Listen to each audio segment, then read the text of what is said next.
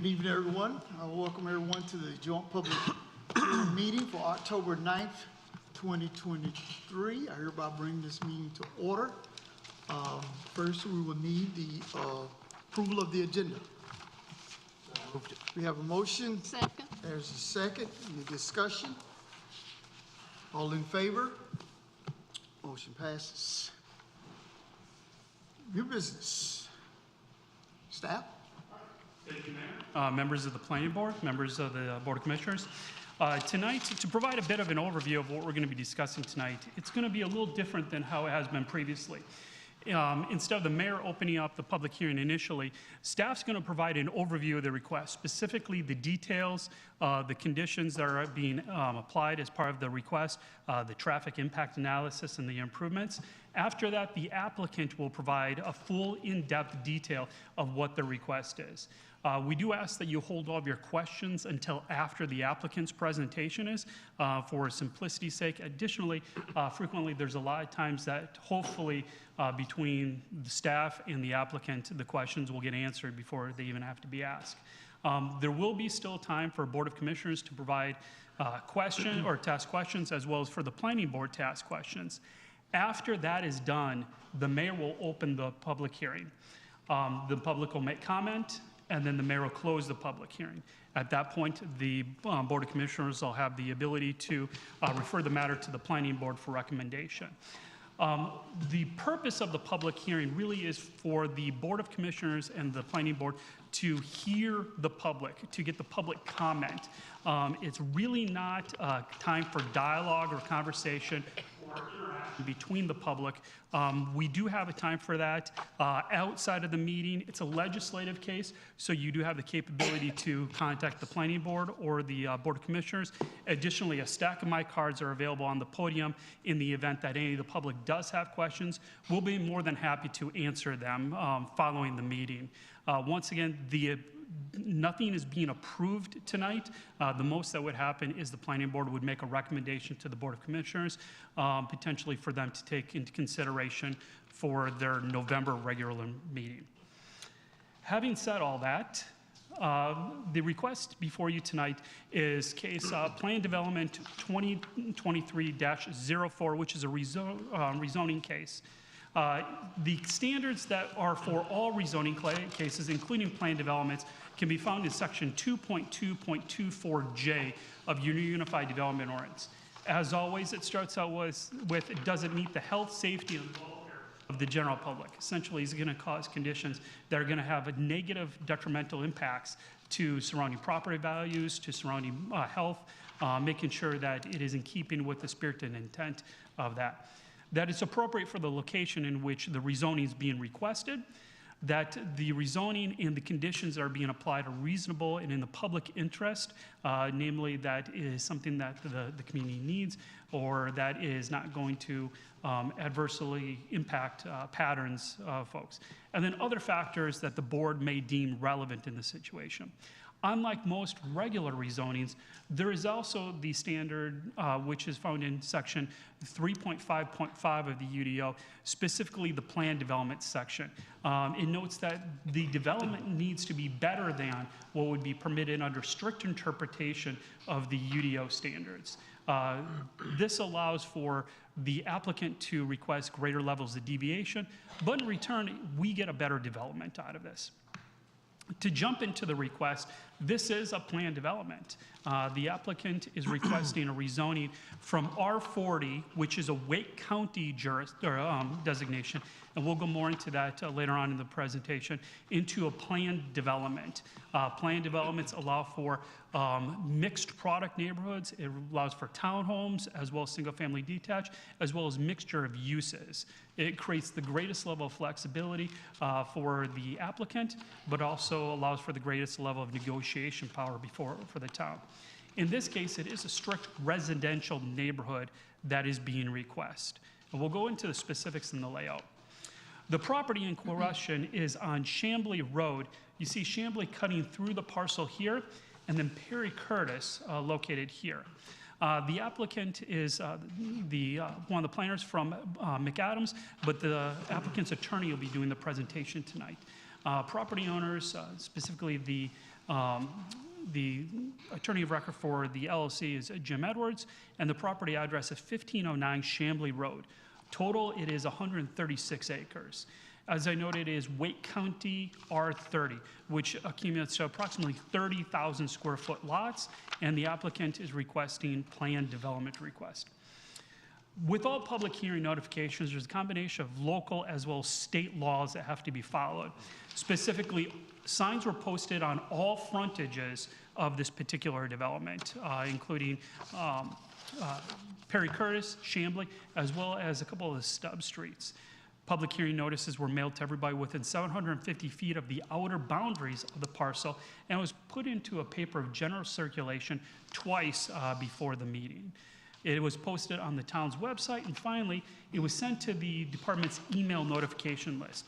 If folks are interested in joining this email notification list, there's a sign up on the front page of the planning page, which will alert you to all public hearing notifications, as well as when we do schedule for other planning related activities.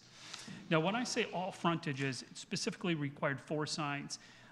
Being that this is a portion of the parcel and the road cuts through it, there was a sign placed here, as well as directly across the street, at the end of the stub street off of Perry Ridge Court, and on Perry Curtis Road. These are all dictated by state statute on where we have to post these. Additionally, you'll notice that all of our signs do have a QR code. It allows for folks to scan those with their cell phones, and it, depending upon the web browser, does allow for those to be translated into other languages as well for information purposes. To provide a bit of context on where this parcel is located, 5 county stadiums here, NC 39 and Wake County Line Road, and then Perry Curtis. Coming from the opposite direction, NC 96, also known as south of Rendell, and Perry Curtis coming in this direction. And then Chambly comes down from Temple Johnson and Horton Street, located there. The property, as I noted, it's a Wake County designation, specifically accommodating 30,000 square foot lots. Same thing with the parcels to the south, as well as to the parcels to the north. To the east, however, it is the Sidney Creek development. That's known as zoned as R4, which is approximately 4 dwelling units per lot. So approximately quarter-acre size homes, which would be the average there. Sidney Creek, as you recall, is also a mixed product neighborhood, and their townhome phase is going to be here, and you'll see that on a couple of the other renderings that will be coming up. Going west is our ETJ, our extraterritorial jurisdiction. While this is not within our corporate limits, it does fall under our planning regulations, and in this case it's zoned R2, which is approximately 2 units per acre. The future land use plan does have this area designated for suburban residential. And in terms of the timeline activity, this is a project that was actually submitted almost a year ago for the neighborhood meeting. We had the pre-application in September of 22. The first submittal was on November 1st, and then comments were sent back on December 20th, and then we had a technical review committee, which is made up of not only town staff, but development partners with Wake County, development engineer, and they provided details on each of the comments that were in the December 20th letter. It sat vacant for a little while, but we'd had many conversations with the applicant in terms of expectations, configurations, layout between the TRC meeting and then the August 31st submittal. And the comments from that were sent back, July 31st submittal, and the comments were sent back in August. And then we're here tonight because of a submittal that was sent in on 9/12/23. To get into the details of what exactly is being requested, the applicant is requesting approval for a neighborhood that will have 355 dwelling units, a combination of townhomes located here as well as here, and these will be a combination of front-loaded townhomes as well as alley-loaded townhomes, and then 5 different lot widths for the single-family residential, with the largest being located here, and then several different lot widths that are going to be alley-loaded as well as front-loaded. The applicant is also requesting a deviation from our transportation plan. That plan originally called for a major collector to go through this direction, and that plan really just creates point A to point B, and we're looking for additional east-west collectors. The alternative that they put was what's known as our 3-lane cross-section, but this case, it'll be a modified 3-lane. It'll be 1 lane of traffic going each direction with on-street parking that'll be marked and designated on both sides of the roads, as well as bulb outs at key intersections. Those specific details will be reviewed as part of our technical review committee, but that is in keeping with the spirit and intent of what we're trying to do with some of these major cross-sections. The elevations that the applicant are proposing for the single-family detached, like I said, did include a combination of single-family front-loaded as well as single-family rear-loaded. The front-loaded, they're actually exceeding the standards found in section 5.2 of our Unified Development Ordinance, which is the recommended architectural guidelines for single-family residential. As you can see, they do have kind of this more neo-traditional classic look to them with updated materials, specifically the board and batten siding. They do include carriage adornments on all the garage doors that are facing forward. And the applicant will be going more into details of the conditions. I believe it was 37 or so conditions that are being provided to meet these architectural requirements. The townhome product, they're looking for 3 types, specifically a 3-story, a 2-story, and then the front-loaded townhomes. The front-loaded townhomes, and I'll note a little bit about this later, is they're designating these to be deed-restricted to be affordable housing based on HUD standards for the 7 years after closing. This is significant because this will be the first deed-restricted, privately developed, non-subsidized affordable housing that we have within the community. The proposed road improvements, of course, transportation is the key question. We'll go through these in a bit more detail. First will be Chambly Road and Site 1. You'll see this map pop up with each of these, providing an indication. We're going to be looking at this portion to service this side of the neighborhood. Specifically, this is going to be what's known as right in and right out only. And it does include a median on Chambly to prevent vehicles from making a left turn out or a left turn into the development. This is what's known as a controlled access, and will help to mitigate potential conflicts between this intersection and the intersection to the south of it. The intersection south of it is recognized as number 2, and then that's going to be a full movement, which means you'll be able to make left turns in, left turns out. To allow for that, they're going to be installing left turns on Chambly Road to go into the development.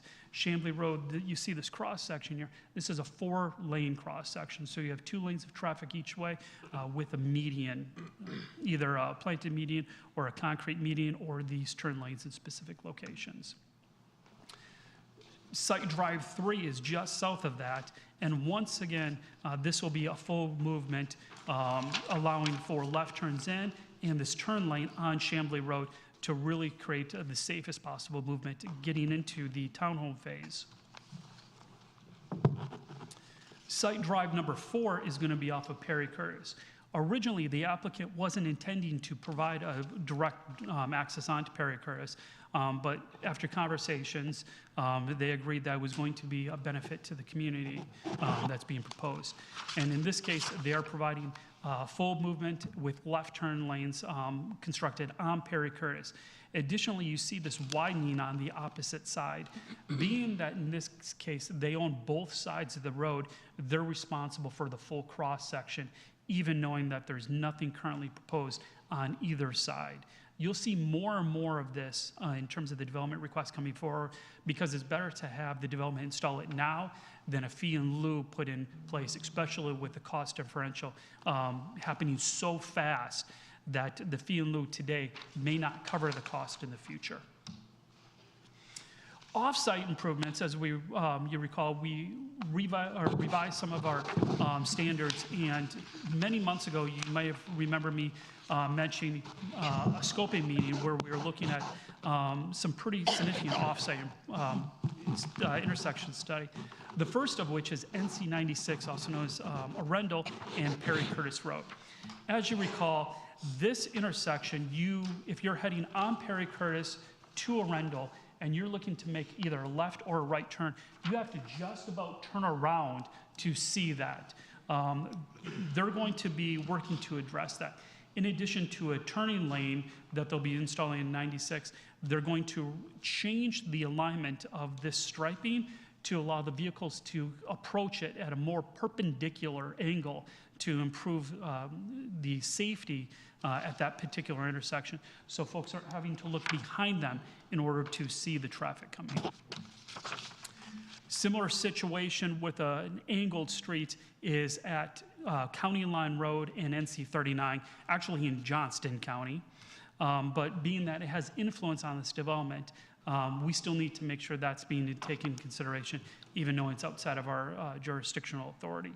In same situation, but in this case, they're putting a right turn lane on 39 to turn on to Wake County Line Road, and they're going to change the striping alignment for better visibility as you're turning onto NC 39.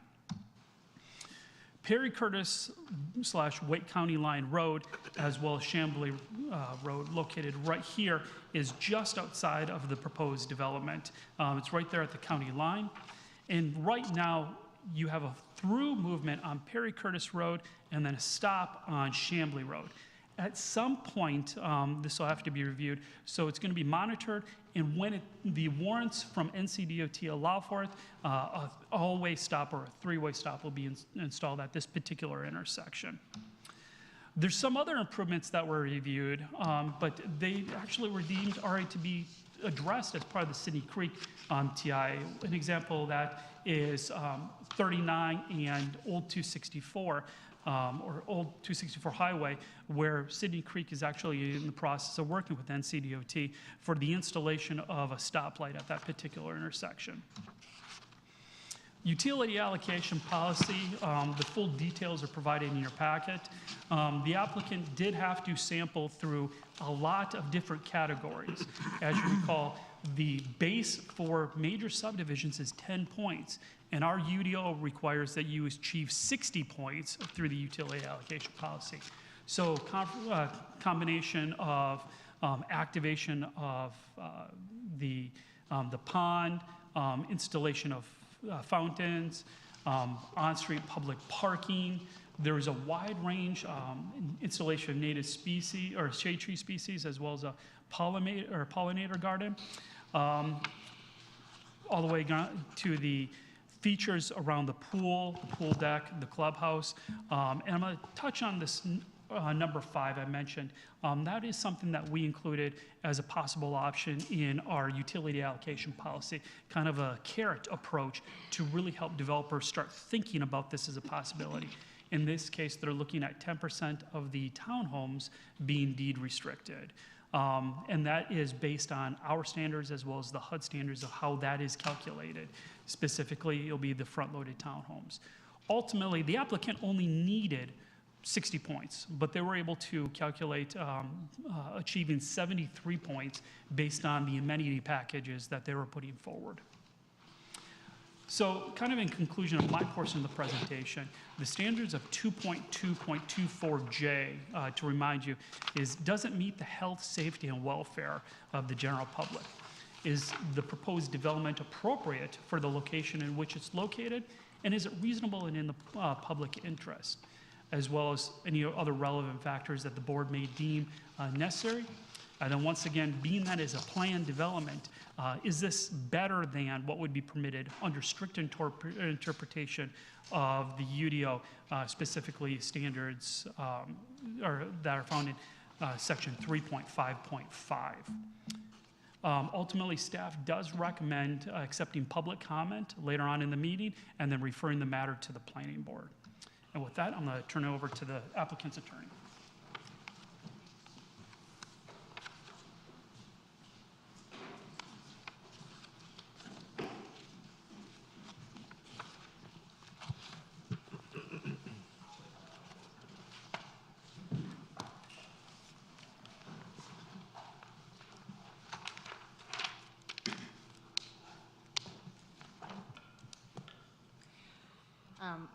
Thanks, Mike. Good evening, Mayor York, Mayor Pro Tem Miles, commissioners, and members of the Planning Board. My name is Ashley Honeycutt Terrazas with Parker Poe, 301 Fayetteville Street in Raleigh.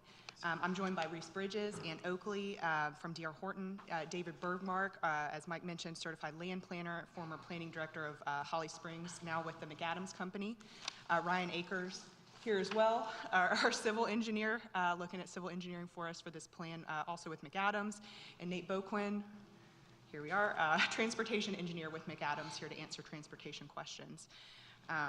And before you continue, I'd just like everyone to know that today is your birthday.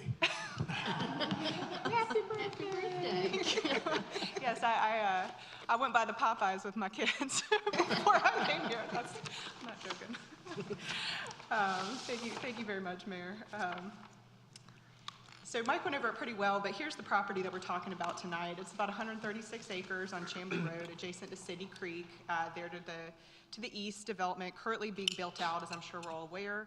That parcel highlighted in green up there is the 5-county stadium, which would be less than a mile and a half from this site if you were to go through City Creek. And one of our primary goals with this proposed project is to build a beautiful new neighborhood for families who will activate and support the stadium and spur denser and commercial development around the stadium, which has been a long-time goal for the town. So again, City Creek is being built out now. There's some pictures I took of it not that long ago. And it started this single-family residential growth near the stadium. It was approved under the old UDO with a quasi-judicial special use permit approval. And so while Chamblee Lake is compatible with this new single-family detached and attached residential development going in right next door, Chamblee Lake has been proposed under the new UDO, reflects updated planning policies, and has involved more engagement with the town and the community in the planning process as required by the new UDO, but we've also gone above and beyond the UDO requirements in several ways, and I'm going to go over that in just a second. So, happy Community Planning Month. This slide shows an excerpt from your Grow Zebulon Future Land Use Plan, which is a document and map that your staff put together with input and help from the community. Was carefully reviewed through public hearing process by the board and was adopted just 2 years ago to guide the development of the town. These planning documents inform property owners and developers prepared to invest millions of dollars in Zebulon what kinds of growth and development you want to see and where. Every local government with a zoning ordinance is required to have these plans now because growth is coming, particularly in this area, and municipalities need to plan for it in an organized and transparent way. And Zebulon has done that. Adopted these plans for future growth, and under state statute, the Planning Board and Governing Board must consider these plans when reviewing a zoning request for a piece of property. And this piece of property, 1509 Chamblee Road, has been earmarked for suburban residential development. One of the primary land use types for this designation is a planned development neighborhood. And that's what we're here to talk to you about tonight. We've worked hard over the past year with your staff and the community to carefully plan a suburban residential neighborhood that will be a great place for people to live in the town of Zebulon and reflects the features of planned developments described in your UDO with your, consistent with your new utility allocation policy and your comprehensive land use plan. So before I dive into the requests and the plans for Chamblee Lake that we've been working on, I want to quickly show the initial plan so that you'll see where we started. This plan had only 2 single-family detached lot sizes, all front-loaded townhomes, and only 2 amenity areas. I also want to remark on the name change for the project because I know that question has been raised previously.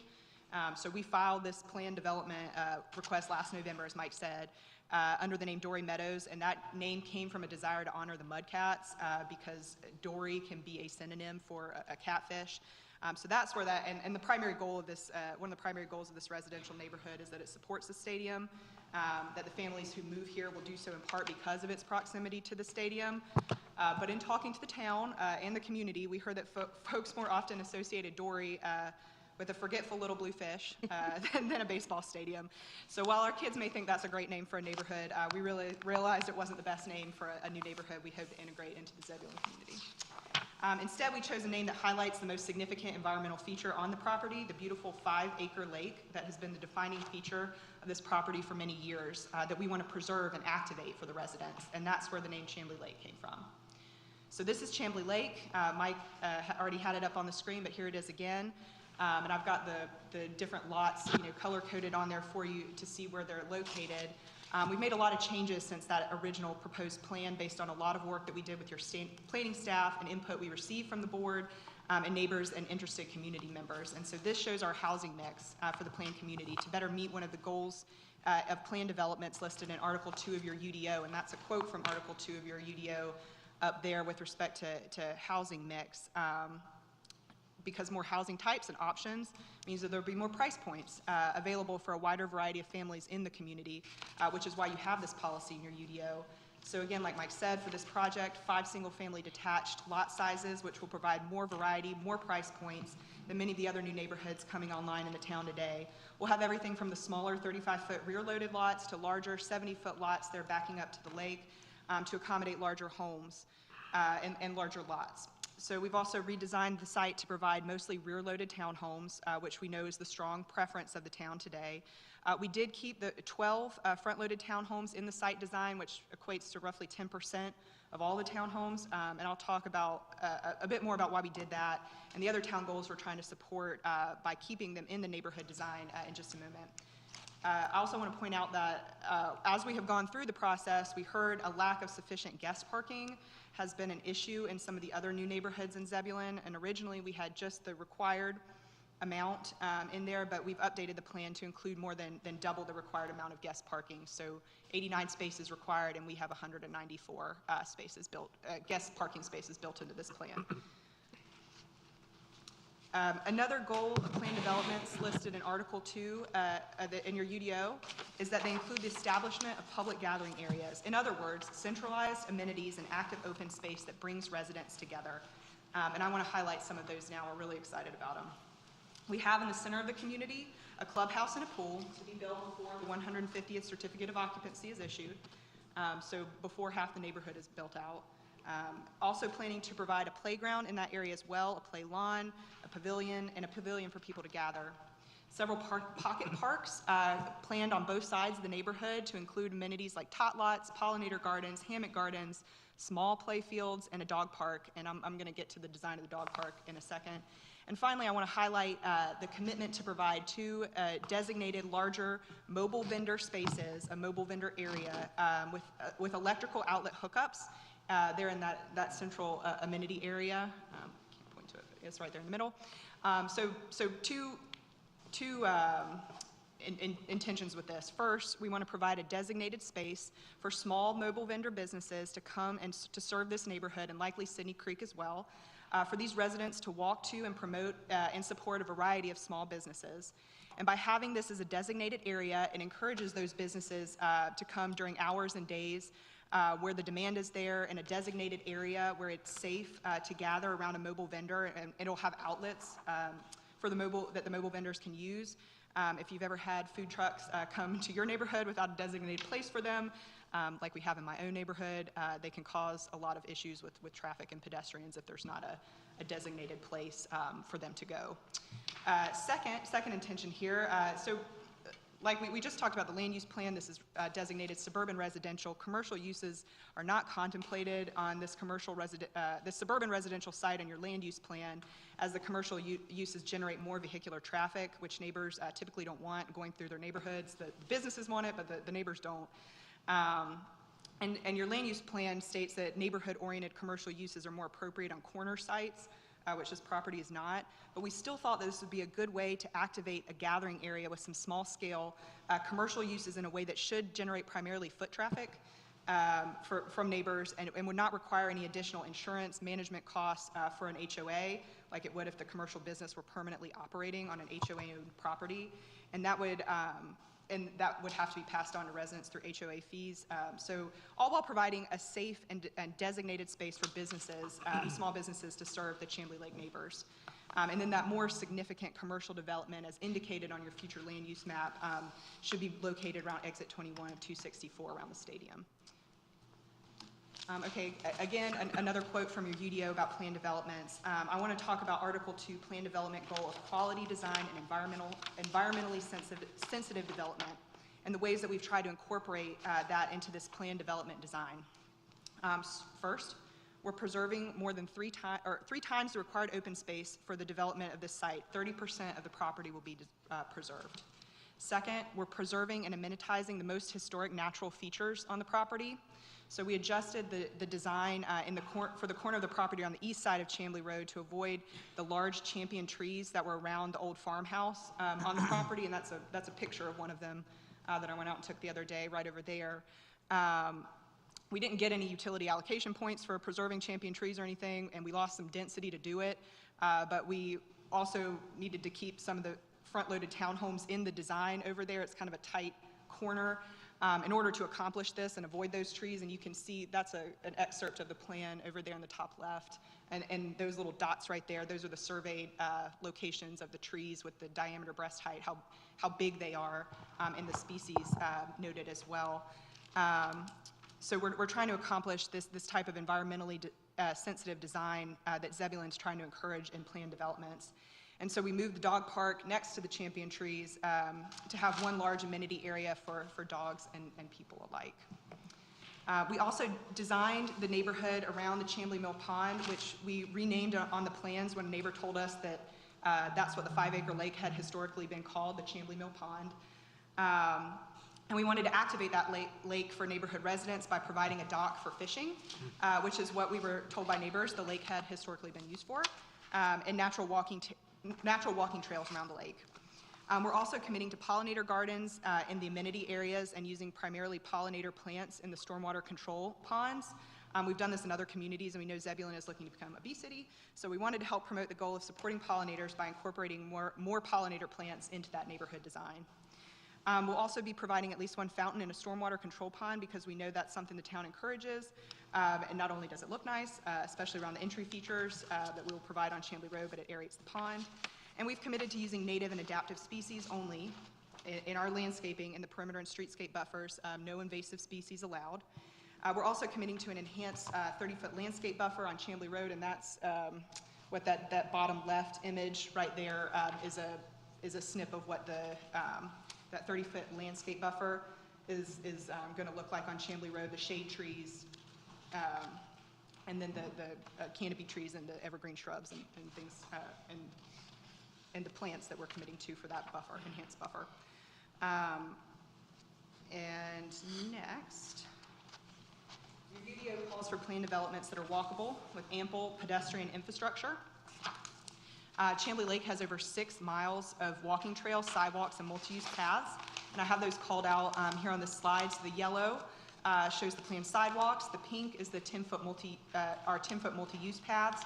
The green are the natural trails, primarily in and around the natural areas. And the orange are paved walking trails.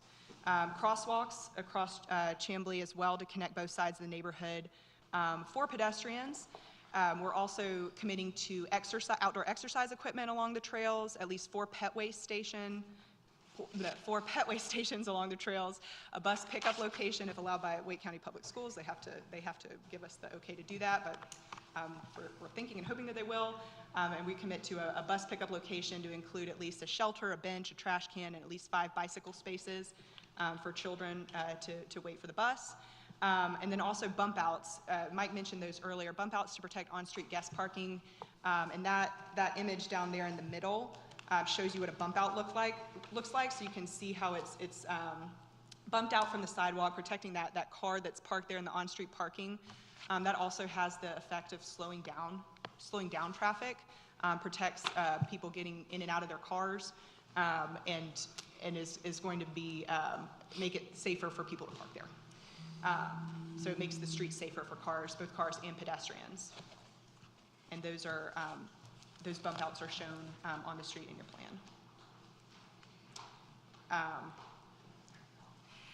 So next I want to talk about our architectural commitments. We have 37 architectural commitments to ensure a higher standard of look and quality for these homes. We worked hard on this with staff on this list of commitments. Many of them you will recognize, things like extended eaves, finished floors 18 inches from grade, commitments to back porches, decks, patios, as well as a commitment to the UDO Section 5.2 design guidelines, which you adopted to guide the architectural look of new residential development color variation, articulation, wider window trim, et cetera. Also porches that extend past the front plane of the garage on at least 25% of the front-loaded single-family detached homes.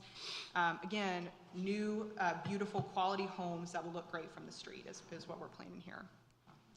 And Mike showed these just a minute ago as well, but the next slides show the custom 3D and 2D renderings of some examples of what the homes will look like that incorporates those 37 architectural commitments. So we didn't have, you know, in the file, these are what these elevations with all these commitments are going to look like, so we had to custom make them.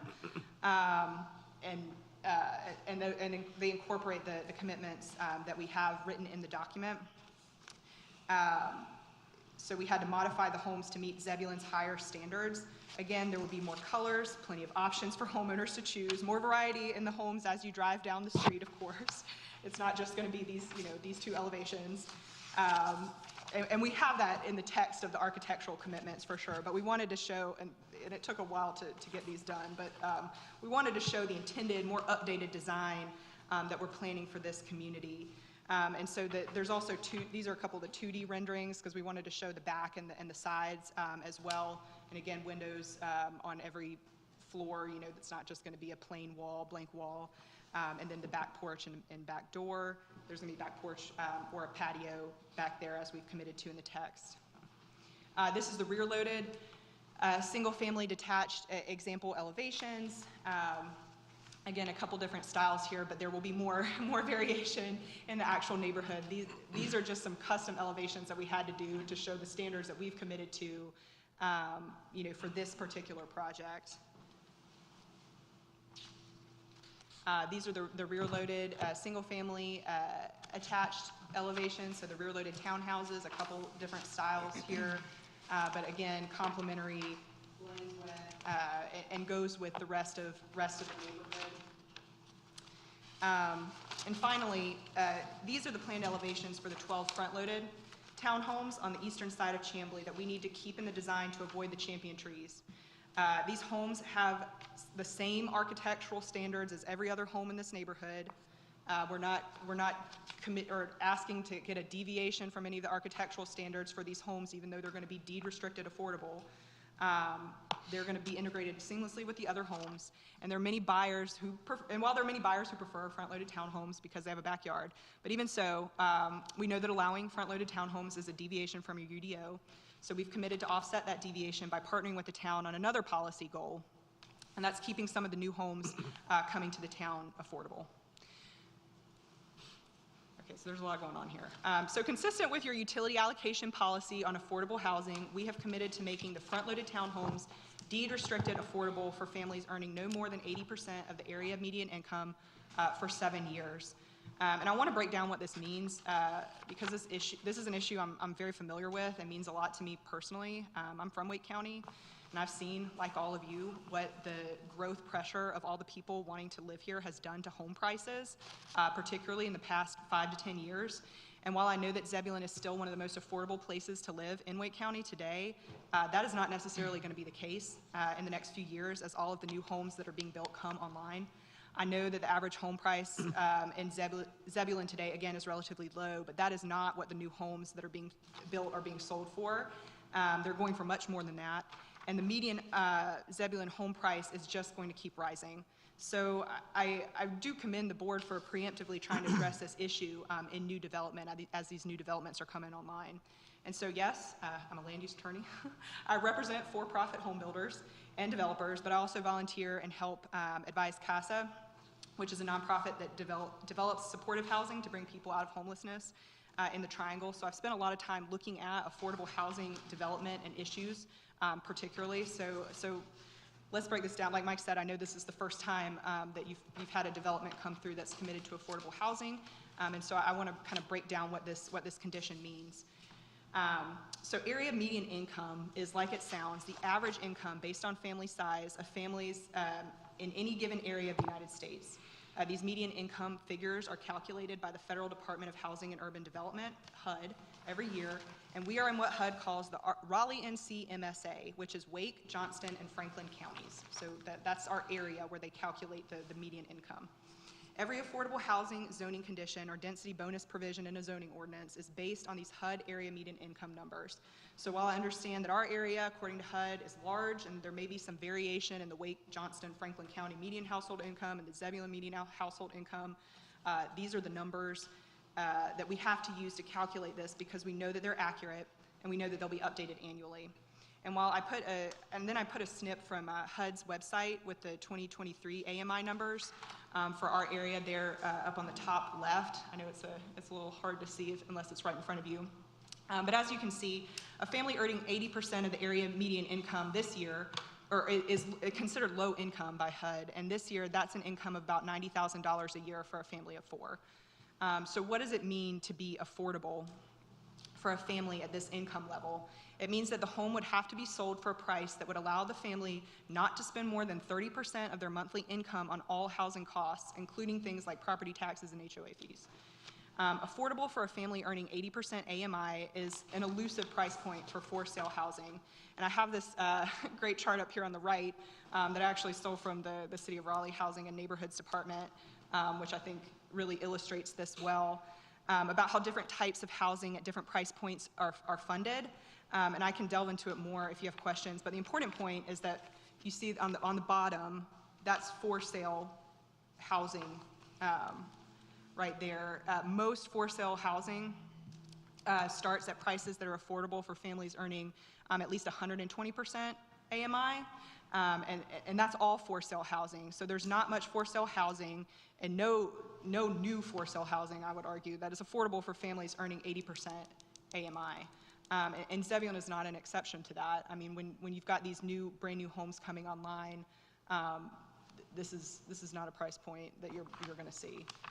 But affordable housing advocates will always tell you that families at this income level need housing that they can buy, not to build equity. And so we're seeking to partner with the town of Zebulon to ensure that this new community, with all of the fancy amenities and architectural features, is still accessible to families at this income level. And this is not something that builders often commit to for for-sale homes. And again, it's enforced through a restrictive covenant that we have to record with the town prior to being able to sell the homes. Finally, we're also seeking to partner with the town to expand the public utilities infrastructure in this area. This project would provide over a mile of 12-inch water lines between the stub at Sidney Creek and then connect to a line on 96, completing a loop of water line, which will increase resiliency and maintain pressure in southern Zebulon. We'll also be installing new gravity sewer lines and moving existing overhead utility lines underground where they're safer. So those are the features of Chamblee Lake that we primarily worked on staff and the board.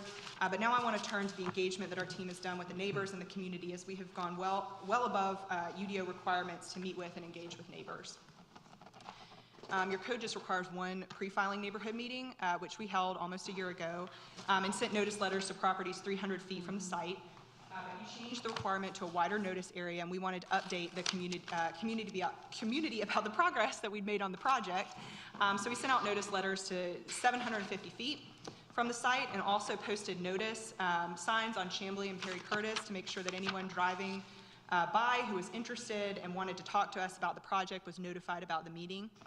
And that is not required. In addition, we followed up with some of the neighbors to go on site and see their specific concerns with our team and some of you, as well as town and county engineering and planning staff to make sure that we were all seeing the whole picture, having that dialogue together and adequately addressing concerns. So several additional changes to our plans came out of those conversations, and I'm going to highlight some of the more significant changes. One of the biggest changes, which we also worked on closely with your planning staff, was a full road connection from Chamblee Road to Perry Curtis Road, which is where our proposed comprehensive transportation plan map amendment came in. One of the biggest concerns that we heard from the first neighborhood meeting was that Chamblee Lake residents would cut through the Perry Ridge Court subdivision to reach Perry Curtis Road. Now that's much less likely now that we have that direct connection. And we also realized early on that the current planned road showed through the property on the CTP map, and you can see it here, the CTP map overlaid on the actual, property lines and what's out there on the ground. The current alignment really didn't make sense as it goes through the lake on the property, that lake that we want to preserve. We don't want to fill that in. So we're proposing to remove that section of road on the CTP map and provide a new full connection from Chamblee to Perry Curtis, providing a benefit to the entire area. So like I said, a benefit to the entire area. This road will provide increased connectivity for the entire area, including Sidney Creek, because there are additional routes for drivers to take. New road connections like this one reduce the expected impact of Chamblee Lake on certain intersections, and that's shown in our TIA addendum that we submitted.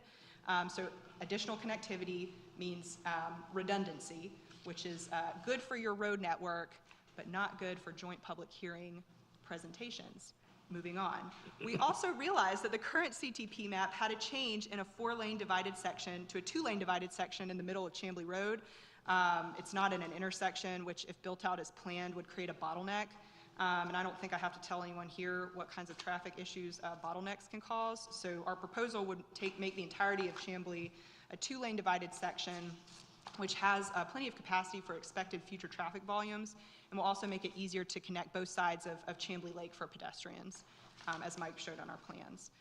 I'll also note as you know, we did a full TIA for this project when we filed. We also did a TIA addendum to study the expected impact with the addition of the connector road and updated residential unit count. So we did that. I think the updated residential unit count was actually a little bit higher than what the final plan before you tonight is, but we wanted to study a more accurate unit count. The TIA and addendum were both reviewed and approved by NCDOT and your town engineering contractor. And again, Nate over here from McAdams can answer any of your questions about the TIA or the proposed CTP map amendment.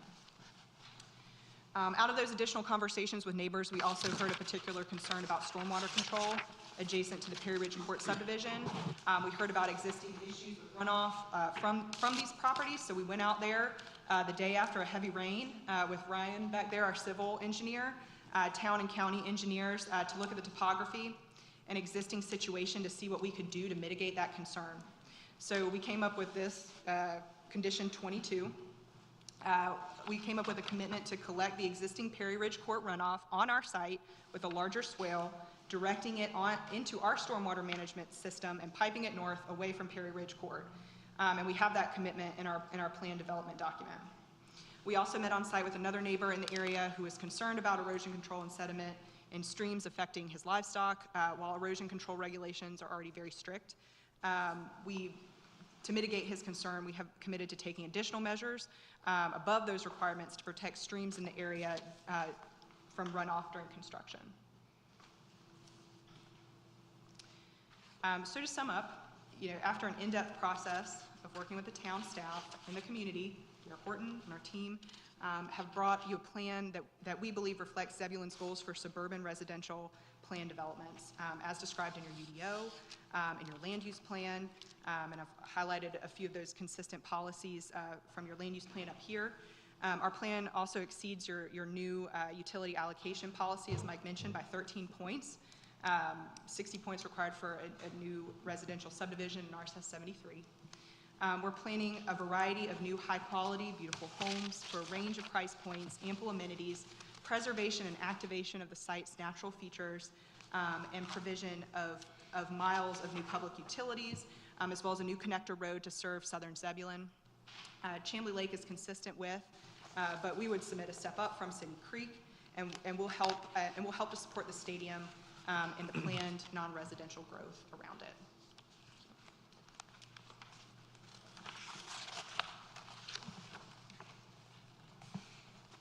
And we will be available for questions at the appropriate time. And I also wanted to mention that I have the agenda packet printed out, so if the board or planning board, if you have any particular questions about particular pages, we have that, and we can flip to the pages. Thank you. Before we get to the questions for the commissioners, need to take a 5-minute break, recess.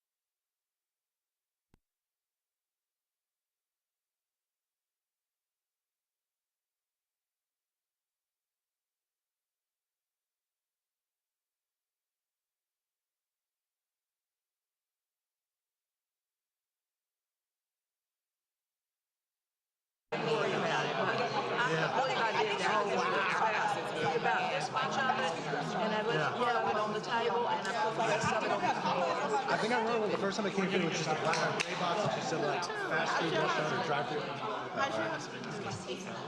Okay, good. I think we're. Sorry, we're reentering. Sorry. That's okay. Reconvene. Staff? We're available if you have any questions, either myself or the applicant. Any questions? We'll start with questions from the Board of Commissioners. We'll start with Commissioner Laux. Time. Commissioner Harrison. No questions at this time, thank you. Commissioner Clark. None at this time. Commissioner Miles. One quick question. I heard a great presentation.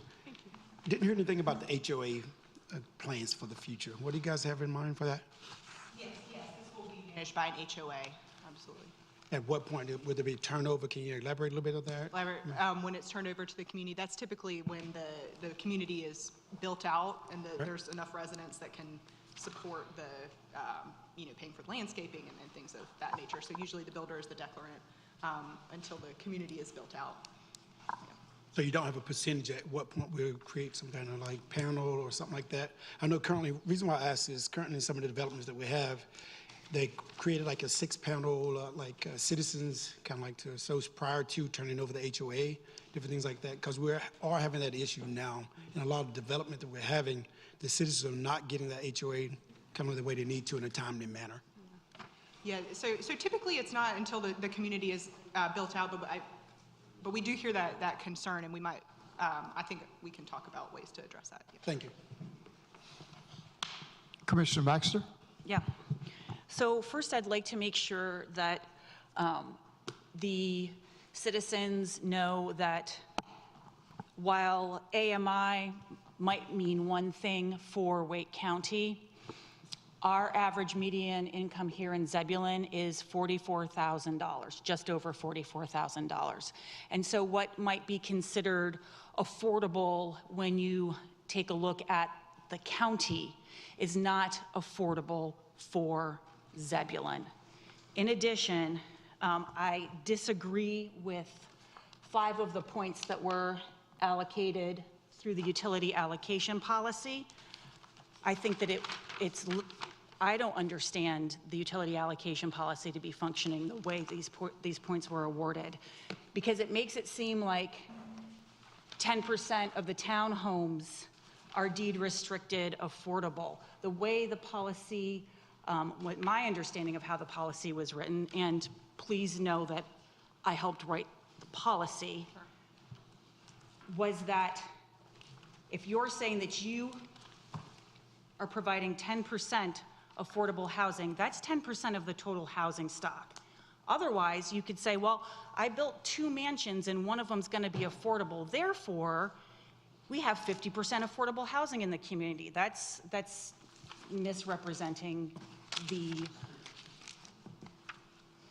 way you wanted that to work. And I understand that perhaps this was a clarity issue, maybe in conversations with staff, but I don't agree with that extra 5 points. Now, that said, I do understand that that still brings you above the 60 points that you would need with the utility allocation policy, and I do recognize that.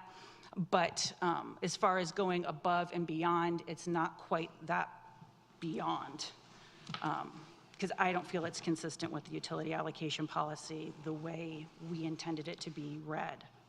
Can you please explain the 30-foot landscape buffer on Chambly, and what is that going to look like when it is in regards to the land south where you're installing the swale, what that buffer is going to look like, please? Are you talking about? You have a 30-foot landscape buffer on Chambly Road. On Chambly Road, yes. And first off, can you please tell us what type buffer that is? On Chambly Road, that's an enhanced type C buffer, so 30 feet.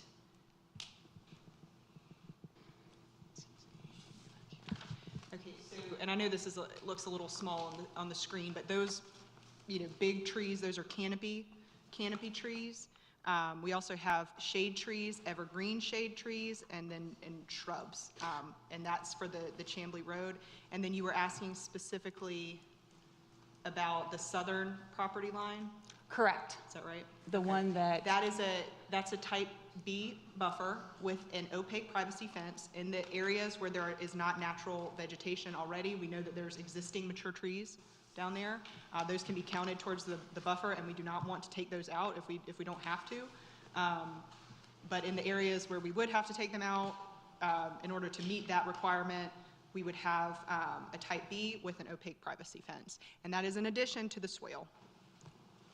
okay, thank you. Then when it comes to the affordable housing, I really would like to see 5% of the total housing products be affordable housing. That would mean adding an extra 3 units of affordable housing.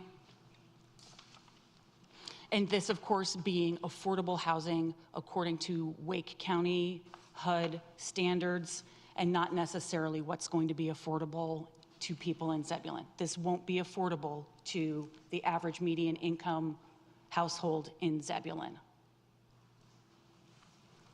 Well, I'll just say 2 things about how we were interpreting the policy. When we're looking at a planned development with different housing types, like let's say that if we had a multi-family building out here, and we said it was going to be rent restricted, like 80% affordable, that's how we were looking at it by product type.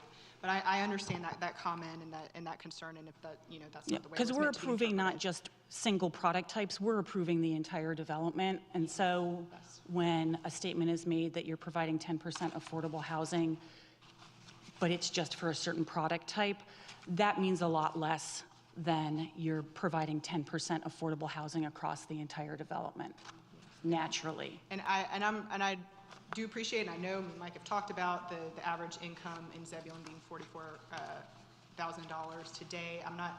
Is that based on a household of 4, or is that like an individual? Because the HUD standards are based on household size, so for a Yeah, family I of know. 4. Thank yeah. you. Thank you. So can we also include a first right of refusal then on those deed restricted houses so that our law enforcement and fire department personnel have the chance at first right of refusal as those units become available? So this might be a question for I can Sam. I can speak to that. Yeah. You can't, what's being proposed is allowed in terms of this methodology for tying it to average median income, but in terms of occupational limitations or something like that, that's not a allowable manner of deed restriction. Thank you so much. Disappointing, but understandable. Understand, yeah. And I will say, one more point, the zoning condition, the actual language reads that we're going to be working with your town staff on administering this condition. Part of that is going to be identifying qualifying home buyers. So to the extent that you have any direction about home buyers that you might be interested in having staff identify, that's something staff may be able to. That doesn't make me feel good. That actually feels problematic to me because that's, I don't know, you guys? Because I feel like just allowing a small group of people to make decisions on who's going to be offered housing. Thoughts? It's income restricted, certainly, but the state law limits putting in an ordinance, like from the government, who can occupy a house. But we do want to work with the town on identifying qualifying home buyers. So that will leave staff up to interpretation to take a look at someone's income based? I mean, is that what I'm No. trying to see? It's going to be in the deed restriction that we have to record at the Wake County Registry. Okay. The income, those are income restrictions, right? We cannot sell the house. Staff will not approve our, building permits until we have recorded that, and we show them we've recorded that. But what I'm saying is we have to identify where is a family of 4 that meets this income level? That's part of what we have to do in order to sell the house. And so the last line of the zoning condition reads that we'll be working with town staff, which, work at the discretion and direction of the board, to identify qualifying home buyers. To administer the affordable housing deed restriction. And if I may note, that is actually consistent with what other communities in and around the region do. Most of them actually have housing departments that operate in that capacity.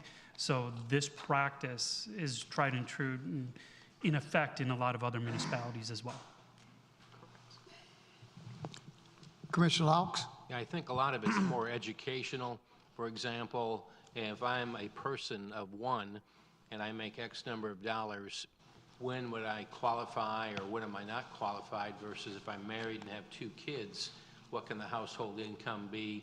I think it's more educational so people that live here know whether or not they qualify before the 12 units are sold. So I think we can take a key role there in just educating and letting people know whether or not they qualify. Correct. Thank you. Commissioner Baxter? I've asked my questions, thank you. Commissioner Miles? I think I'm fine at this moment. Commissioner Clark?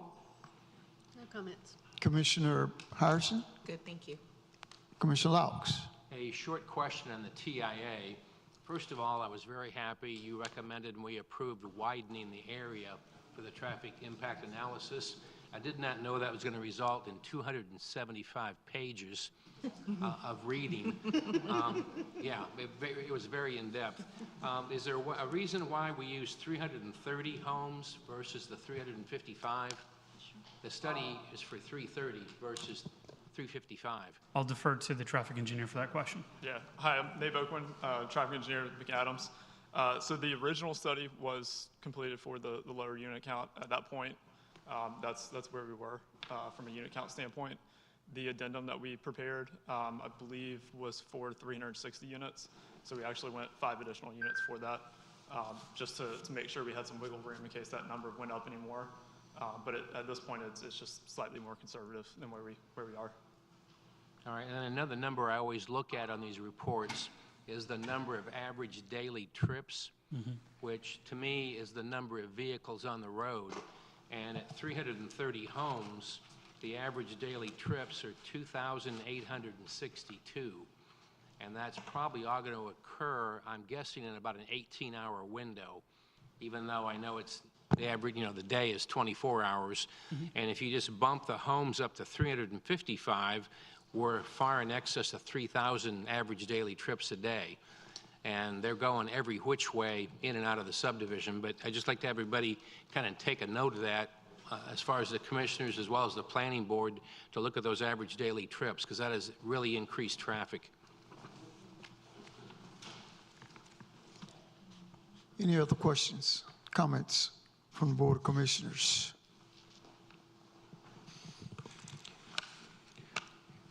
I ask that we take a look at trying to figure out how we ensure those affordable houses get into the right hands. I just want to get what we can do. I don't know what tools, Mike, we have to ensure that those homes do go into people that really need them. And we have a process where it's going to be utilized to the advantage of the community as we know that need them now in Zebulon. Do we have policy in place that we can ensure that? This is one of those delicate areas due to federal regulations regarding housing, and one of the best mechanisms is actually for, in the event that this development does get approved, is for the commissioners to help inform your constituents that these are becoming available and putting them in contact with the developer directly. That realistically is the most expedient method available to make sure that they're aware that these will be being constructed in the event that it gets approved. There's other mechanisms in terms of our interactive development map, as well as under the community section. We're looking to expand that to really highlight where these affordable neighborhoods are, whether it's subsidized or Wake County Housing Authority, but this will be put on that list as well.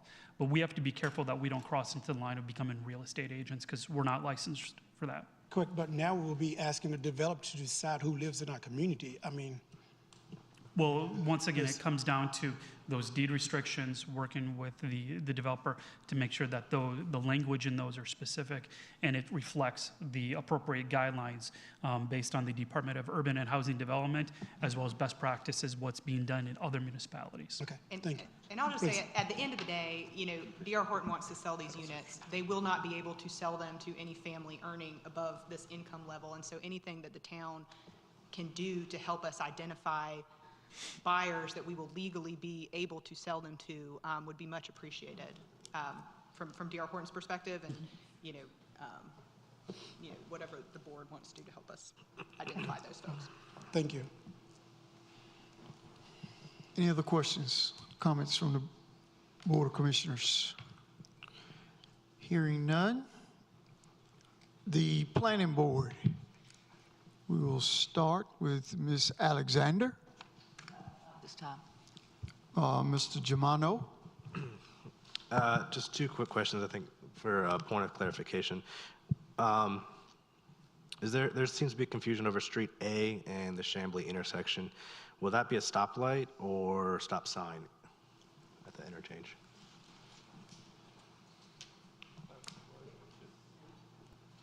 Yes, so sorry, Street A, so you said Chambly and Street Yeah. A, so the four leg. So that'll be stop sign. So it'll be the minor street approaches, so entering and exiting the neighborhood would be a stop. Will stop that be sign a approach. protected crosswalk, or how will that? That's something we would have to work with DOT on. It would definitely be a crosswalk, painted and signed as such. Yeah. But how that specifically is designed was Okay. something we would have to work with DOT on. And to provide clarification, our UDO standards will require that be a high visibility crosswalk at a minimum. Okay. And then the other question really had to do with the, I guess, walking trails around the lake, and the one other unpaved one. Are there plans to have that connect to future greenway connections? And would that, if it's unpaved, it wouldn't meet the greenway standards? And so I guess, what is the future land use Parks and Rec development for that area? So this parcel isn't on there's no greenways planned on this parcel on the transportation plan. You know, we're providing these to serve the residents as a part of the community. We did provide, you know, coordinating with staff, a connection up to the north. So if that does develop, you know, some other use up to the north someday, that there would be a trail already connecting up there. And we've got several other stubs, as you can see, throughout the community to plan to future development, and that's going to have those sidewalk infrastructure to connect pedestrians.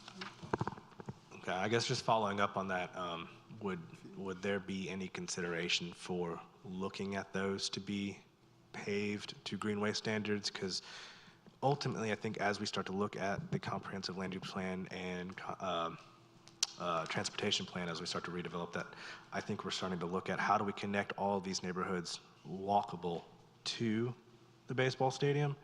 And as we start to develop this, I think we want to make sure that we're planning for that greenway to be developed further.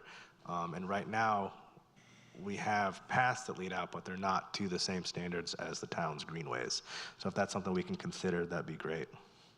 Yeah, I think we did try to leave those natural specifically around the natural areas to protect the trees and the natural area that's already there to have less impact on that. But you know, definitely hear that comment. Mr. Lowry? Yeah, just a couple of things. First, I wanted to commend the town staff and the developers for really doing a thorough job here, and for all of the community engagement that you've done. Really appreciate that. So I wanted to clarify, are we saying that the crosswalk will have a signal or not? What does high visibility mean? High visibility, trying to think if there's a good rendering here. Instead of just the two lines that are parallel that you'd walk in between, it is the series of white blocks that you walk on top of. Okay, all I would really like to see signaling considered for that crosswalk. The other thing I didn't really get a good understanding of was this redirection of the transportation plan. I understand moving the road to make it more feasible, and I actually do like that you're making the complete connection. I don't quite understand the deviation from what we showed, and I didn't get a real clear picture of what that cross-section of what the road would look like with parking on two sides, and you said a modified three-lane or something, so I didn't quite understand what we were proposing as a deviation from this comprehensive transportation plan. Yeah, the transportation plan was created, it really just was intended to connect point A to point B. Wasn't an in-depth study of the environmental scenarios in between. And in this situation, we were looking for something to connect essentially Perry Curtis Road to Chamblee. As you can see, the point of access here ended up going through several heirs properties, which are difficult for land acquisition for control. So the realization of these being constructed in that area probably wasn't going to happen. It wasn't going to have a favorable income. Having the capability to create the highest volume traffic for this particular development in terms of the road, instead of having it stub here to provide connection, the applicant submitted the possibility of doing the connection to Perry Curtis, which was the intent up here, further down here, up to Chamblee.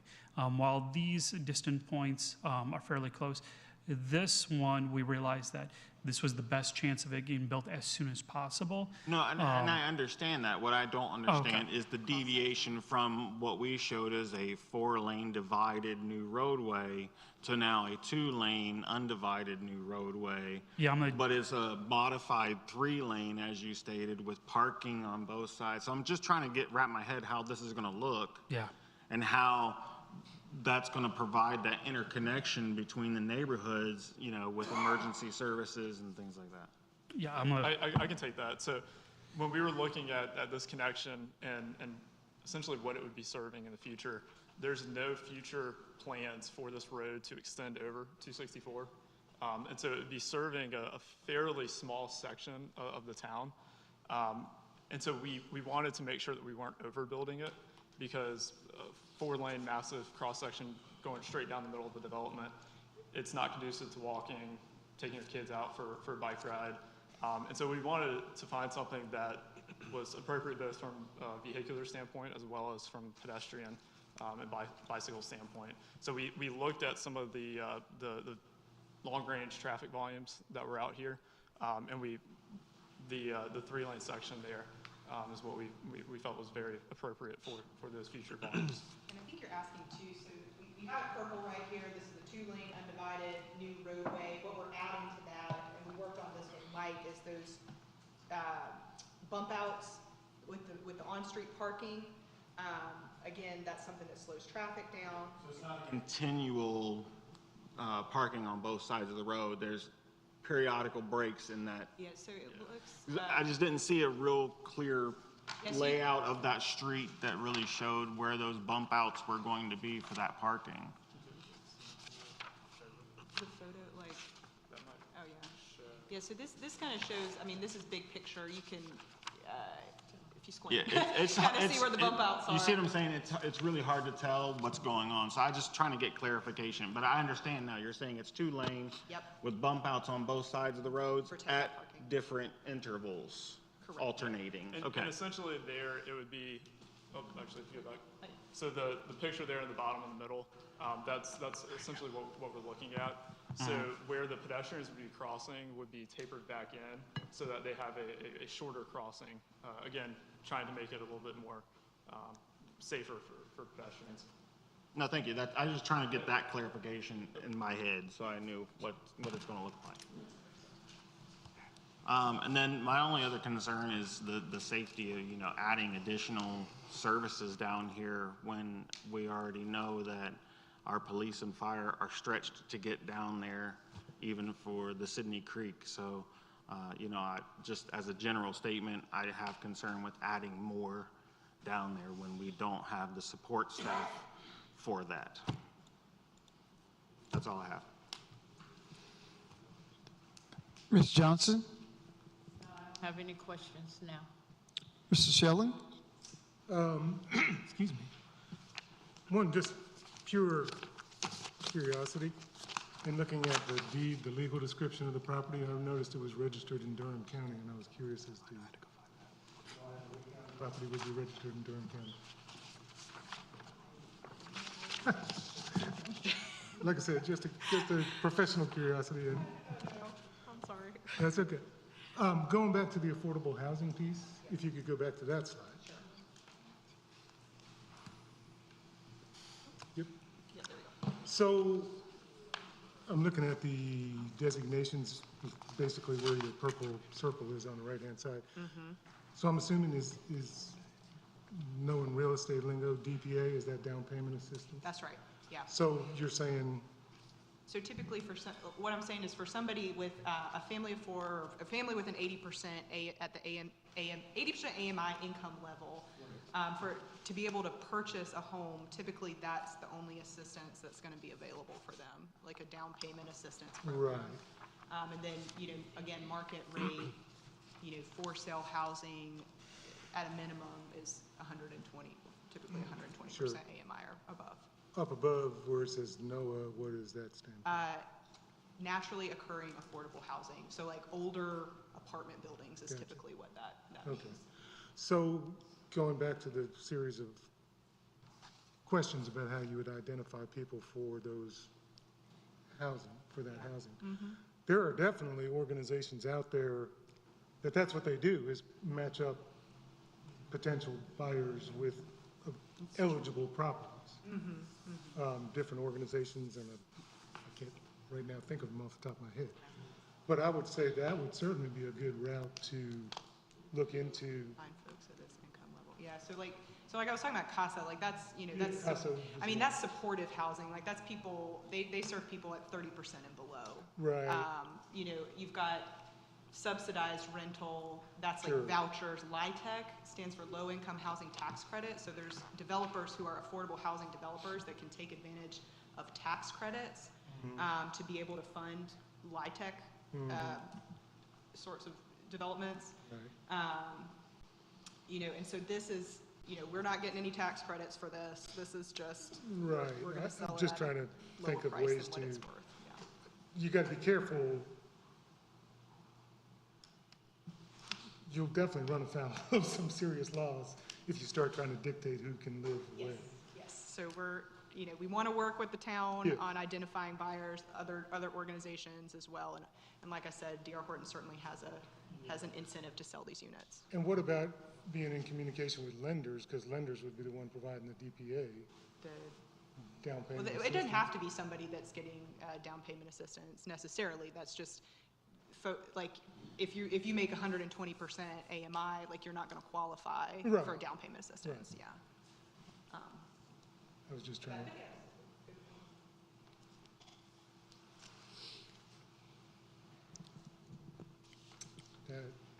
Thank you for clarifying that road question too. That was going to be one of my questions. all So, nope, that's all I have.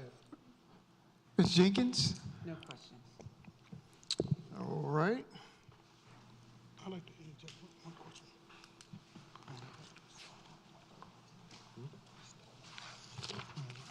I know this is a new process we're trying here, but if you have something you want to interject? Yeah, just a Commissioner program, Miles. just to piggyback off what Mr. Schilling said, there's a program that HUD has, and I did a little research on it, but I would like to take a look. It's called the Good Neighbor Next Door program. That would kind of get us what we need to with those affordable housing, I think, kind of give an opportunity. If we're looking at that, it'd be greatly appreciated. Sure. Thank you. I did, if I could, have one more question. Go ahead. Going to the HOA question from Commissioner Miles. My experience in selling new homes is that usually the neighborhood will get turned over to the HOA after it reaches a certain percentage, rather than being totally built out. You want to take that one real quick, Reese? I'm sorry if I misstated it.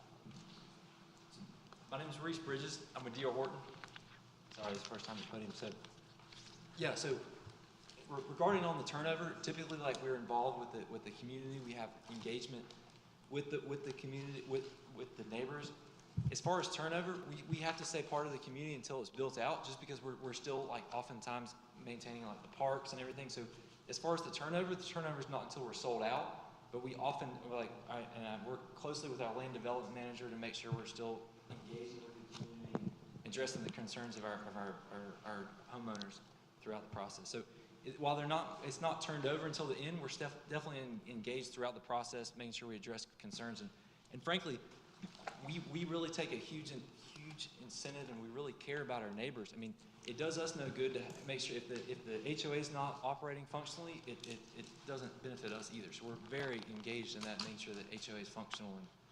And North Carolina does have the North Carolina Plan Community Act that has certain requirements about voting, being able to be a part of making decisions and stuff like that in the HOA. So that's part of that is state statute as well. The reason for me bringing it to your attention is this, that every neighborhood we currently have being developed, there's HOA issues. That's from Weaver's Pond, Autumn Lakes, Tarrant Lake, Sydney Creek. Any of them, though, every one of them are having issues. So I'm just trying to make sure what we can put in place to circumvent that for the citizens in the future, if this development does get approved. Okay, yeah. I think we hear that concern, and we want to look into how we can make sure that we address it to the board's satisfaction. All right, thank you. And to add to that, I think Commissioner Laux is setting up some educational opportunities for HOAs. Correct. I'm working with an attorney to hold a Q&A session with members of one community on HOA rules and what you can ask for as far as copy of the budget, how you challenge things, how you get things done, the process from the property management firm being the HOA until there is a full-blown HOA. So if that goes as planned, we'll try to move it town-wide for the other neighborhoods. Thank you. Any other questions, comments from either board? Hearing none? Oh, go ahead. One closing comment or question for the commissioners to think about, as well as the planning board and the developers. When we think about a small town is made up of neighborhoods. And each neighborhood kind of adds its own little culture to the town. And when I look at Sydney Creek and this development, I actually see a small town. And just to throw some quick numbers at you, 705 homes potentially in Sydney, 355 homes in this development. That's 1,060 homes. Using a very conservative estimate, 2.75 people per house.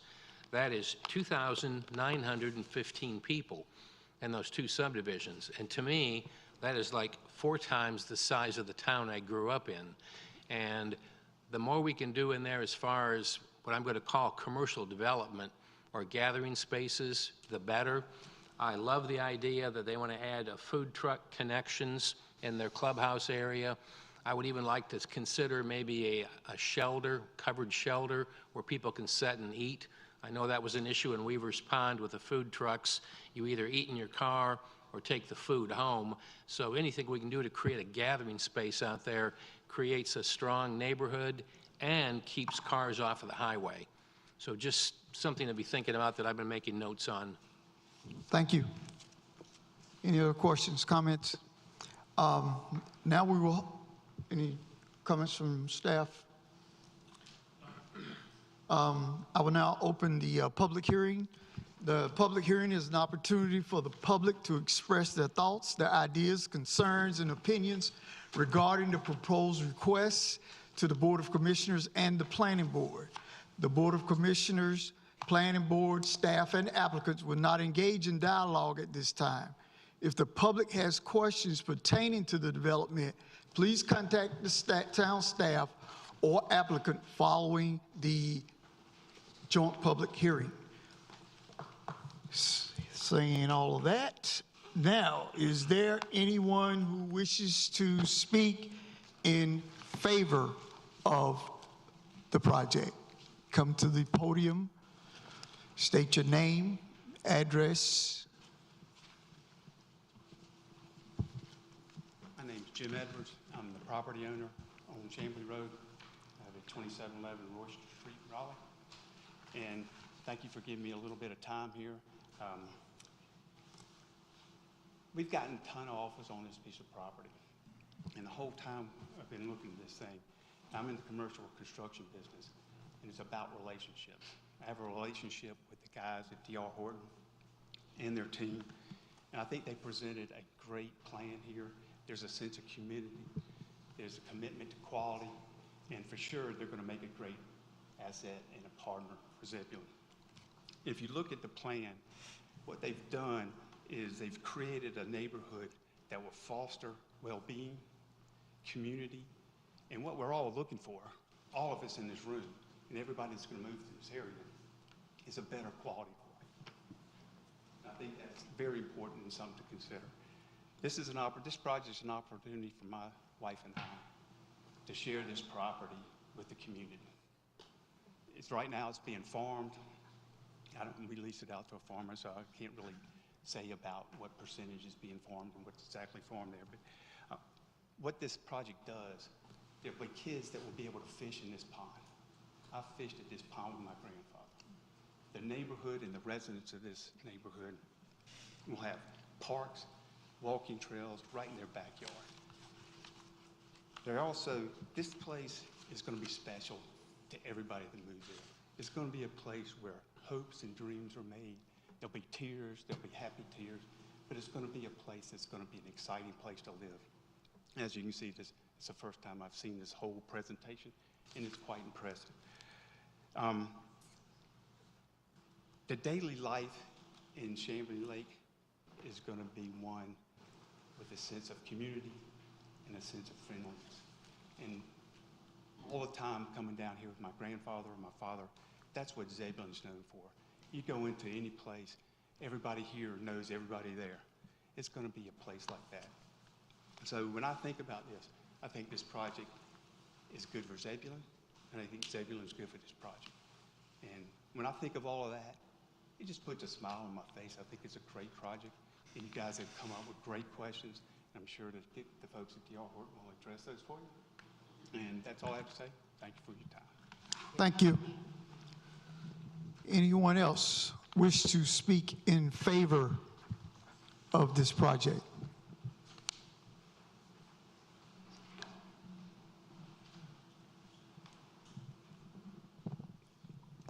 Hearing none.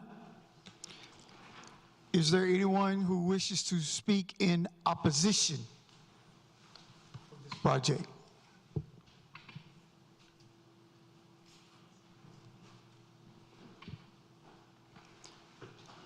State your name and address, sir.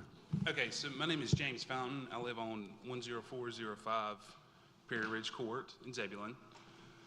I just want to start off by saying I'm not against growth. It just needs to be done very smartly, because anybody in this room knows that our infrastructure is just crippled lately when it comes to roads, fire and rescue, law enforcement, whatever it is.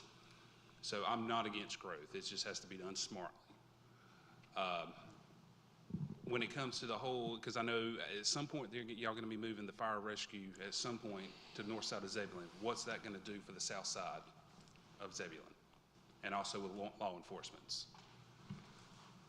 And it was mentioned about the affordable housing, like two of the commissioners said. Okay, how are y'all defining that? Because Wake County is a lot more. Just some numbers I ran in my head. Wake County is $83,000. That's a lot more than what Zebulon makes as a median income. 80% of that is $66,400. That's still more than anybody median in Zebulon. So there's got to be some concession with that, where how it pulls the numbers on that, to where it's more a local number, not a more broad area of three counties altogether.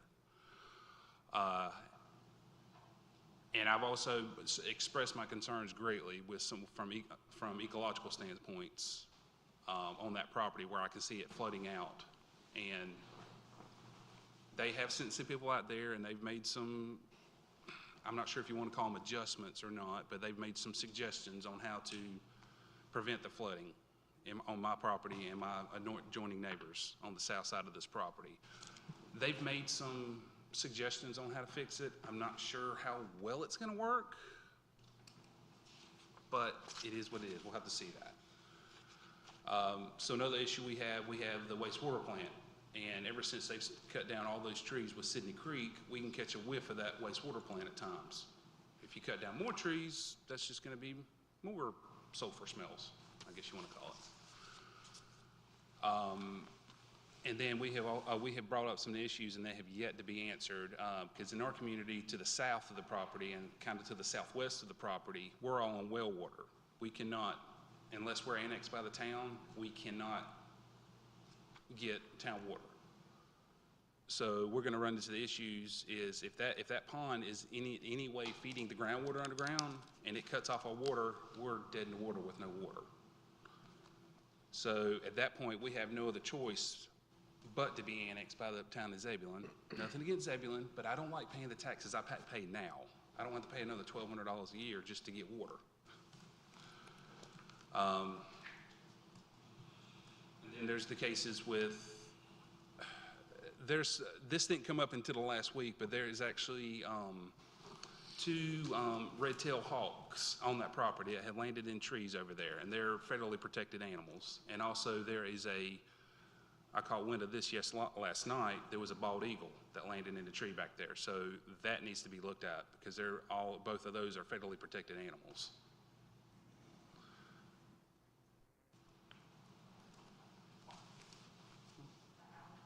Oh yeah, and also there was an owl back there too, but that one's not, I had to think of what animal back there, but yeah. And also the issue on Perry Ridge Court, there's gonna be so much traffic in and out of there, it's gonna destroy that road, so what's that gonna do? It's already messed up as it is. So what are they gonna do about making improvements to that road that's gonna destroy? And also the other issue I have is down there at County, right there at Wake County Line Road, Chamblee and Perry Curtis. You can look at the traffic analysis models, but it doesn't show the severity of the crashes that have been in that intersection. I mean, because some people, there was one that went through a mobile home there, one took out a power pole, took out internet and power and everything else within a 2-mile radius there.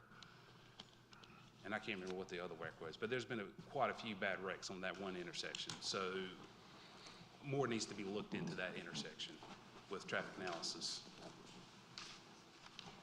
And hang on one second, let me get one other thing. And also I had a email from one of my neighbors. They could not make it because her husband was having some medical issues, so she couldn't come. They have not addressed the septic issues in the area off of Perry Curtis Road and also Field Meadows Road, Perry Ridge Court and also Field Meadows Court. I think that's across the street. They have not addressed the septic issues there. And also, I do want to say that they did. I just want to go on record as saying they did come out there and try to fix it, and they were wanting to work with me. I just do not know how well what they're proposing is going to work because water goes uphill, water goes downhill, not uphill without pressure.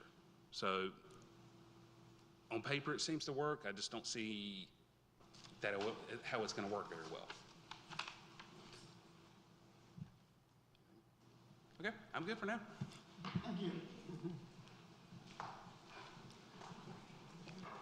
Anyone else wishes to speak against the project? State your name and address, sir. Bob Robertson, live on Carroll Heights. Commissioner Lucas mentioned that this is a bunch of communities. Carroll Heights, 50 years ago, was built by Mr. Carroll as a community in the south end of Zebulon. That community is probably going to run out of water with what's going in now. With the amount of housing that's going to be going over that farmland, our wells will probably be running dry. I did notice that they had a 12-inch pipe going down, but they didn't say what road. And nobody has mentioned whether there's going to be any access to all of us that are on wells. And everybody in that area other than the new homes are on wells. Today, it's $10,000 to drill a new well. We need access to water, and we need it reasonable.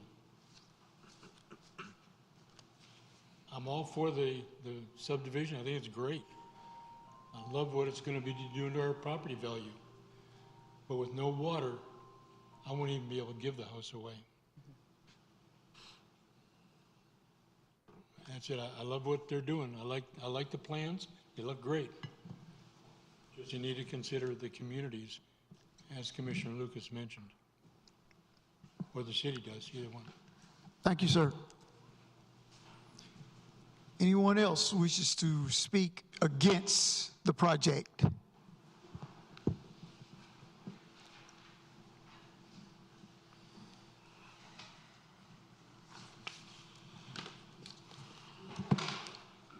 My name is Linda Leonard. My husband, Pat Leonard. We live at 1216 Chambly Road in the curve. Right now, the traffic has picked up considerably with Sidney Creek, and there was an accident right near my house today. People flying by there. We have to roll our windows down, put our windows down on the car, and listen for traffic right now before we make a turn, a left turn going into town. We are 1 mile and maybe 8/10, I'm not sure, from the city of Zebulon. We have well water now. If Chambly Road is opened, if there is an exit, an entrance coming out of Chambly Lake, is that what it's called? The traffic is definitely going to pick up again, and I'm very concerned about it. I want to know, will Chambly Road be under the water? Will we get water out there? I don't know. I'm just stating my situation. I'm very concerned about it. Thank you. Anyone else wishing to speak in opposition to the project? My name is Sylvia Wheeler. I live at 740 Rosemary Drive in Zebulon, Tarrant Lake. I'm not for or against it, but I didn't hear the question asked or answered as far as how much the houses are going to start off being, that they were talking about the HUD medium income. What the prices are for the houses. Sorry, ma'am, this is not the time for public dialogue. Yeah, someone will get back with you on any questions that you have. Okay. This is just for comments only. Okay, because I understand about the HUD median income, but basically, so it's going to have to be set at a certain income and pricing. Okay, that's what I was just wondering. Yeah, and you could take one of the staff's cards right there and be in contact with them to answer any questions that you may have concerning this project. Thank you. Anyone else in opposition? Anyone that would like to make a comment that's neither for or against the project?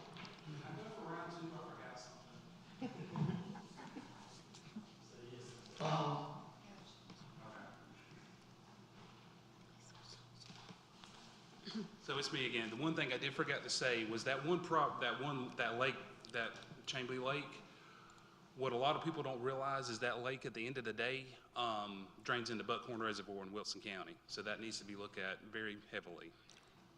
At the end of the day, it's water supply for Wilson County. So that's what I forgot. I'm good. All right, thank you. Hearing none for the project or against the project, this is the opportunity for your comments.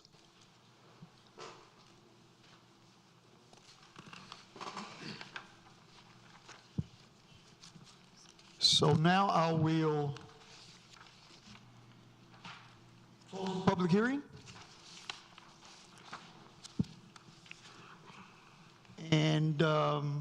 refer the matter to the planning board.